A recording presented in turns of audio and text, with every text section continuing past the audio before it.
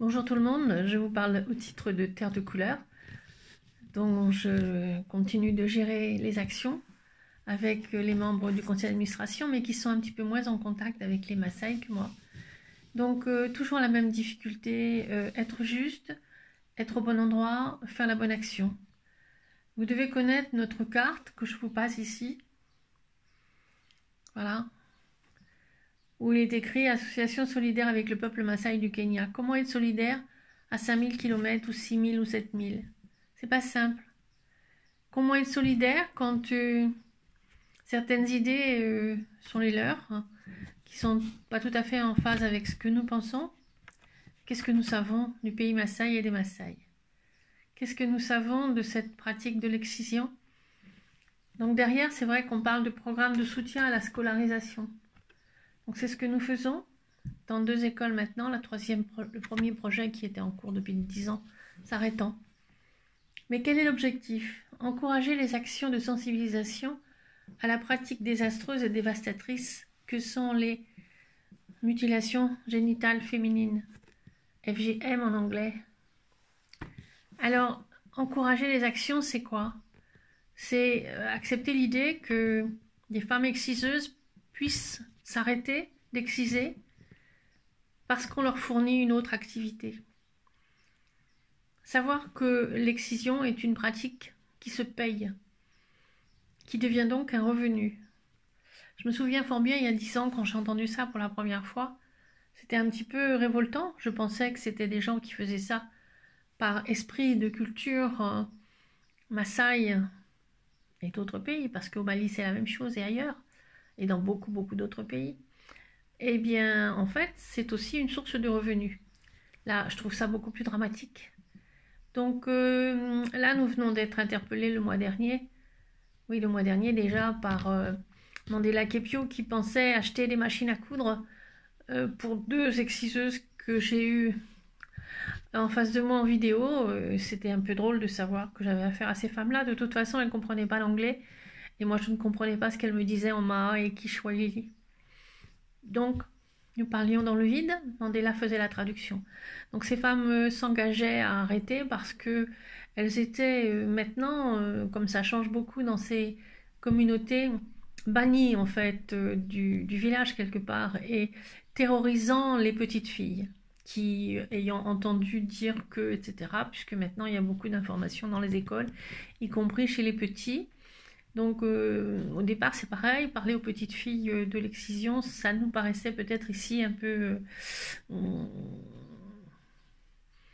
vais dire peine perdue, mais non pas du tout, puisqu'il semblerait que ça leur rentre dans le cerveau de façon continue et qu'ainsi elles peuvent peut-être essayer de faire changer le monde dans quelques années, dizaines d'années, on pourrait dire ça comme ça.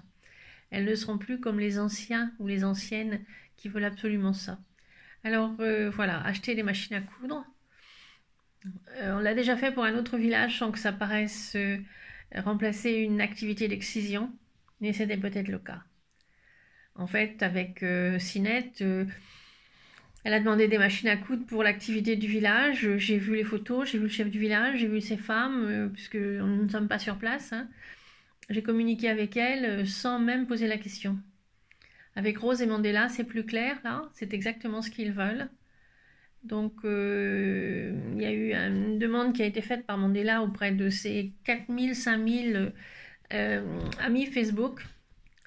C'est là où on voit que ses amitiés Facebook, c'est du vent, puisqu'il n'a reçu que 2 petits paiements, 5 € et 2 $, plus ce que nous avons donné nous, mais qui ne suffisait pas. Donc Terre de couleur va compléter. Je voulais raconter ça parce que c'est ce que j'essaie d'expliquer quand j'ai des gens du groupe autour de moi, c'est que comment traduire jour par jour tout ce que j'entends, tout ce que je reçois comme message de ces Maasai sans être sur place, sans avoir la culture. C'est très difficile déjà pour moi et c'est pas facile de transmettre. Il faudrait que je vous embête tous les jours, les uns les autres, les unes les autres. Là, ce que je voudrais simplement vous dire, c'est que continuez de nous aider. Ça a été génial pendant cette grande vente du 7 et 8 mai. Effectivement, nous avons nous avons récolté des fonds qui vont nous permettre de faire des réserves à nouveau, puisque nos programmes sont à long terme.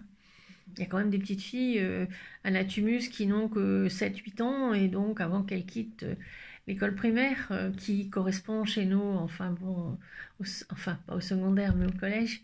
Enfin, c'est un peu complexe, mais il y en a pour au moins 7 ou 8 ans ou 9 ans, donc il nous faut des réserves. On ne peut pas attendre que ça nous tombe du ciel. On est obligé de s'activer. Donc je voudrais aussi dire aux personnes qui n'ont pas pu venir acheter, si elles le veulent, par rapport à ce qu'elles ont pu voir sur le blog, la page est toujours active. Donc s'il y a des objets qui les intéressent, je suis disposée à rencontrer certaines personnes sur rendez-vous, bien sûr, pour acheter. Et non pas pour regarder. Je suis désolée de vous dire ça aussi crûment. Mais elle n'a pas le temps pour le regarder. On n'est pas dans une boutique. Si les gens veulent acheter, c'est acheter. Voilà. Merci. Bonne journée à vous et à tout bientôt.